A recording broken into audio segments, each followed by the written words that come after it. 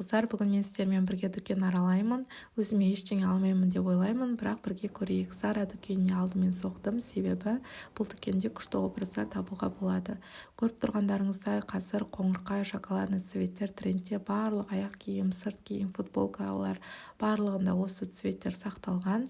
Мен өзіме негізінен рубашка аламын деп ойладым, бірақ барлық рубашкалардың белдері приталенный, әдеттегідей бұл трендтегі актуальды киім үлгісі.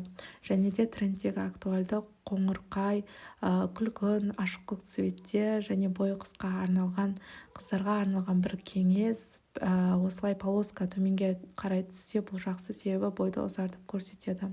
Және де осы сиыр принтіндегі аяқ киімдер, осы принт негізінен актуальды трендте 2025-те хит. Өзім осы костюмды алып киіп көрдім, бірақ джинсы ұнады, костюм тоже ұнады, бірақ аяқ киім кішкене для меня ыңғайсыз болып тұр, сондықтан басқа киімге ауыстырып көрмекшімін. Бірақ менің ойымша нормально тұрған сияқты, өзімнің себебі бойым қысқандай. Осы төмен қарай полоса түскен костюмды киіп көрдім, бірақ мені цветі онша ашпады. Сондықтан бұны алмаймын деп шештім. Аяқ киім тоже ұнамады. Джинсы ауыстырып көрдім. Джинсы тоже жақсы, бірақ менің бойыма қысқандай болып сияқты көрініп тұр, жараспай тұрған сияқты болып тұр. Сондықтан мен басқа келесі киімді киіп көремін.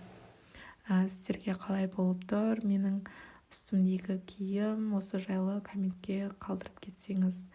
Қазір көріп тұрғандарыңыздай басқа дүкендерге көріп шықты. Барлық дүкендерде қоңырқай цветтер, шоколадный түстер өте көп. Барлық жерден таба аласыздар. Тіпті көйлек, футболкаларға дейін осы түс трендте болып тұр. Осы цвет сіздерге ұнайды ма, қалай ойлайсыз?